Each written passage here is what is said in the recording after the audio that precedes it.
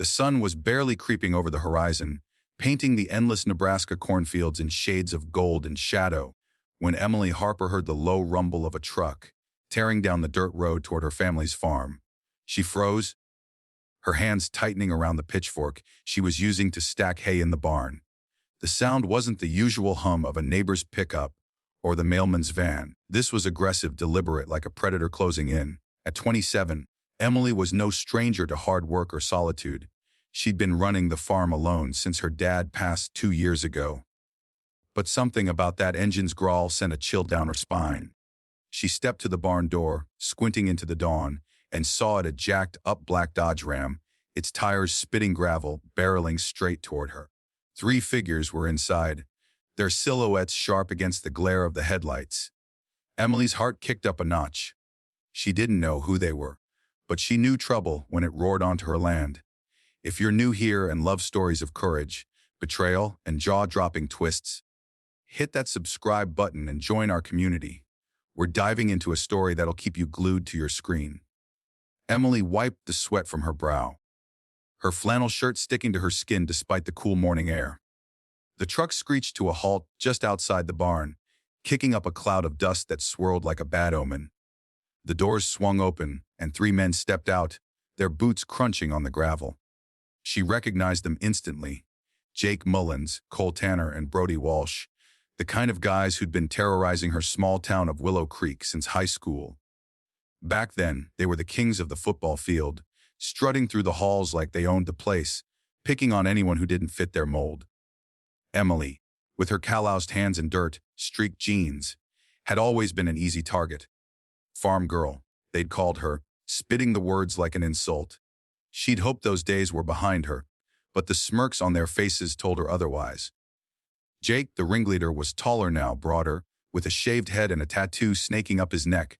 Cole, lean and wary, had a cigarette dangling from his lips, and Brody, built like a linebacker, cracked his knuckles as he eyed her like she was prey. Well, Jake drawled, stepping closer, his voice dripping with mockery. If it ain't farm girl, still playing in the dirt. What's it been, 10 years? You still out here living like a nobody? Emily's jaw tightened, but she didn't flinch. She planted the pitchfork in the ground, standing her ground. This is my land, Jake. What do you want? She asked, her voice steady but her pulse racing. Jake laughed, a harsh, grating sound that echoed in the quiet morning. Your land, that's cute. Word around town is you're behind on payments. Bank's gonna snatch this dump any day now. We're just here to speed things up. He gestured to the others who spread out, flanking her like wolves circling a lone deer. Emily's eyes darted between them, calculating. She was alone, miles from the nearest neighbor, and her phone was inside the house. But she wasn't about to let them see her fear. The air grew thick with tension as Jake stepped closer, his boots scuffing the dirt. You know, Emily, you always thought you were better than us. Too good to hang with the cool kids, too busy mucking stalls. And now look at you, alone, broke, and still nobody. Cole snickered, flicking his cigarette into the hay at her feet. Emily's stomach twisted, but she didn't move. She knew men like this. They fed on fear. Get off my property, she said, her voice low and firm.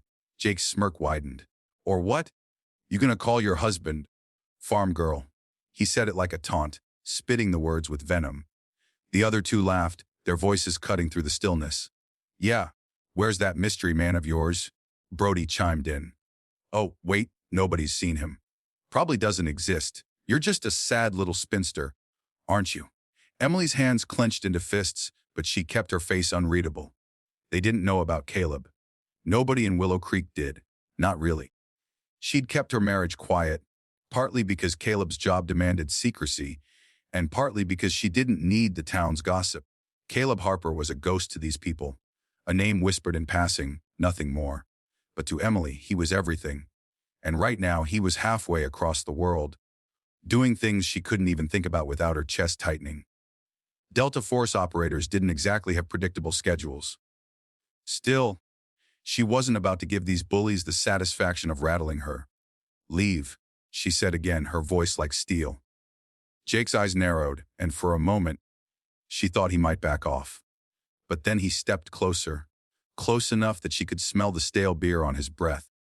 Or maybe we'll burn this place down, he whispered. Make it easier for the bank.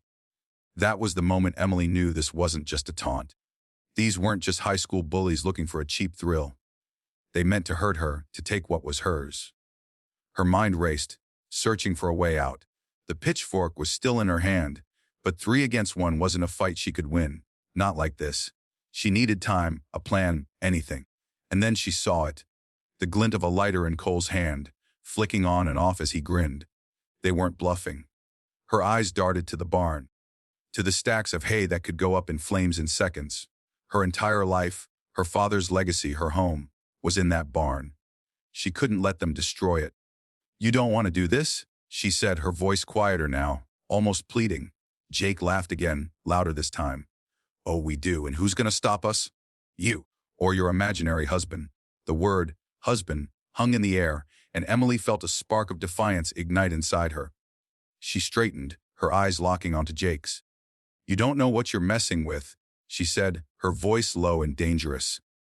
Jake's smirk faltered for a split second, but he recovered quickly, stepping even closer. Prove it, farm girl, call him. Go on, call your husband. The others laughed again, their voices a cruel chorus.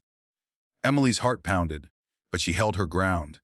She didn't have her phone, and even if she did, Caleb was thousands of miles away, unreachable. But she wasn't about to let them see her break. You'll regret this, she said, her voice barely above a whisper. Jake's eyes gleamed with malice. We'll see about that. The next few minutes were a blur of terror and instinct. Cole flicked his lighter again, this time tossing it toward a pile of hay near the barn door. Emily lunged, stomping out the tiny flame before it could catch, but Brody grabbed her arm, yanking her back. She swung the pitchfork, catching him in the shoulder, and he cursed, stumbling back. Jake roared, charging at her, but Emily was faster, dodging to the side and sprinting toward the house. She needed her phone, her shotgun, anything to even the odds. Her boots pounded the dirt as she ran, the men's shouts echoing behind her. She reached the porch, her hands shaking as she fumbled with the door. Inside, she grabbed her phone from the kitchen counter, her fingers hovering over the screen. She didn't know if she could reach Caleb, but she had to try. She dialed his number, her breath ragged, as the sound of boots on the porch grew louder. The phone rang once, twice, then went to voicemail. Emily's heart sank, but she didn't have time to dwell on it. The door burst open, and Jake stormed in, his face twisted with rage. You think you can run, he snarled, grabbing her wrist. Emily twisted free, her years of farm work giving her strength most people underestimated. She shoved him back, hard, and bolted for the stairs, her mind racing. The shotgun was in the upstairs closet, loaded and ready. If she could get to it, she could hold them off until help arrived. But as she reached the top of the stairs, she heard the unmistakable sound of glass shattering downstairs. They were trashing her home, her sanctuary. Anger surged through her hotter than fear. This was her land, her life. She wasn't going to let them take it. Emily reached the closet, yanking the shotgun free, just as Cole appeared at the bottom of the stairs, a crowbar in his hand. You're done, farm girl, he shouted, starting up after her. Emily racked the shotgun, the sound echoing in the narrow hallway. Back off, she yelled, her voice steady despite the adrenaline flooding her system. Cole froze, his eyes widening, but Jake's voice cut through from below. She won't shoot. She's too soft. Emily's grip tightened on the gun. She wasn't soft. She'd buried her father, kept the farm running through drought and debt, and survived a life that would have broken most people. But she also knew she couldn't hold them off forever. She needed help, and she needed it now. As Cole took another step, Emily's phone buzzed in her pocket. She didn't dare take her eyes off him, but her heart leapt. Could it be Caleb? She backed toward the bedroom, keeping the shotgun trained on Cole, and risked a glance at the screen. It was a text, short and cryptic, on my way. Hold tight, her breath caught. Caleb. He was coming. But how? He was supposed to be overseas, in some classified hellhole she wasn't allowed to know about. There was no way he could be here, not this fast. Yet the text was from his number, and in that moment, Emily felt a flicker of hope. She just had to survive until he got there. Downstairs, the sound of destruction grew louder, furniture crashing, windows breaking. Jake and Brody were tearing the house apart, and Emily knew they wouldn't stop until they'd broken her too. She locked the bedroom door, barricading it with a dresser, and crouched by the window, the shotgun across her lap. Her eyes scanned the horizon, searching for any sign of help. The sun was higher now, the cornfields glowing gold, but the beauty felt mocking against the chaos unfolding inside her home. Cole was still outside the door, pounding on it, his voice taunting. "You can't hide forever, Emily! We're gonna burn this place to the ground." Emily's jaw clenched. She wasn't hiding. She was waiting. Minutes dragged by, each one feeling like an eternity. The pounding on the door stopped, replaced by the sound of boots retreating downstairs. Emily's heart raced. Were they leaving? Or planning something worse? She crept to the window, peering out, and saw the three men outside near the barn. Jake was holding a gas can, pouring it over a pile of hay. Emily's blood ran cold. They were going to do it. They were going to burn everything. She gripped the shotgun tighter, her mind screaming at her to act. She could shoot to scare them, maybe drive them off, but she knew that would only escalate things. And then she saw it, a faint dust cloud on the horizon, moving fast, another vehicle. Her heart leaped, but she didn't dare hope. Not yet. The dust cloud grew closer, and Emily's breath caught as a black SUV tore into view, its tires chewing up the dirt road. It wasn't a local vehicle. No one in Willow Creek drove something that sleek, that purposeful. The SUV skidded to a stop, and the doors flew open. Three men stepped out, moving with a precision that made Emily's skin prickle. They were dressed in dark tactical gear, their faces hard, their movements fluid and controlled. The leader was tall, broad-shouldered, with a jawline that could cut glass. Even from a distance, Emily knew it was Caleb, her Caleb. The man she'd married in a quiet courthouse ceremony 2 years ago. The man who'd promised to always come back to her, no matter where his missions took him. Delta Force didn't just show up. They were ghosts, shadows who moved in silence. Yet here he was, with two other operatives at his side, and the air around them crackled with danger. Jake, Cole, and Brody froze, the gas can slipping from Jake's hand. They hadn't expected this. Neither had Emily, not really. She watched, heart pounding, as Caleb strode forward, his eyes locked on the three men. He didn't shout, didn't raise his voice, but when he spoke, his words carried the weight of a storm. "Step away from the barn. Now." Jake's smirk was gone, replaced by a flicker of uncertainty. "Who the hell are you?" he demanded, trying to sound tough but failing. Caleb didn't answer. He didn't need to. The way he moved, the way his men fanned out behind him, said everything. These weren't small-town thugs.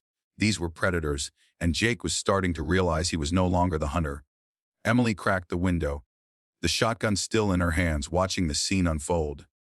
Caleb's voice cut through the air again. "You've got 10 seconds to get off my wife's land." The word, wife, hit like a thunderclap. Jake's eyes widened, and he glanced toward the house, where Emily stood framed in the window. For the first time, she saw fear in his face. Cole and Brody shifted nervously, their bravado crumbling.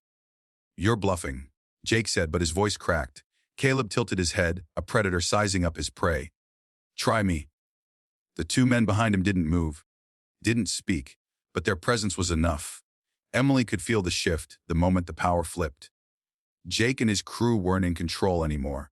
What happened next was a blur of motion and chaos. Jake, desperate to save face, lunged at Caleb, swinging a wild punch. It was a mistake. Caleb moved like lightning, catching Jake's arm, twisting it behind his back, and dropping him to his knees in one fluid motion. Cole and Brody rushed forward, but Caleb's men were faster, intercepting them with a precision that was almost surgical. In seconds, all three bullies were on the ground, groaning, their hands zipped, tied behind their backs. Emily's breath caught as she watched, the shotgun lowering slightly. Caleb hadn't even broken a sweat. He turned, his eyes finding hers through the window, and for a moment, the world stopped. He gave her a small nod, a silent promise, "I'm here, you're safe." Emily set the shotgun down and ran downstairs, her legs shaking as she burst out onto the porch.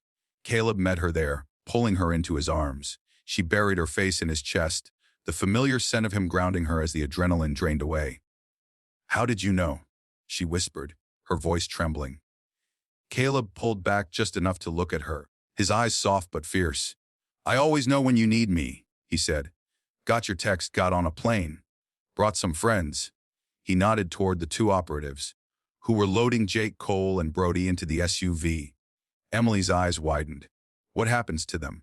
She asked. Caleb's jaw tightened. They'll face consequences. Nobody touches my wife. The sheriff arrived an hour later, tipped off by a neighbor who'd seen the commotion. Emily and Caleb gave their statements, keeping the details vague. Caleb's job required discretion, and the sheriff didn't press. Jake and his crew were hauled off, facing charges of trespassing, vandalism, and attempted arson. The town would talk for weeks, maybe years, about the day the farm girl stood her ground and her mysterious husband showed up to finish the fight. But for Emily, it wasn't about the gossip or the victory.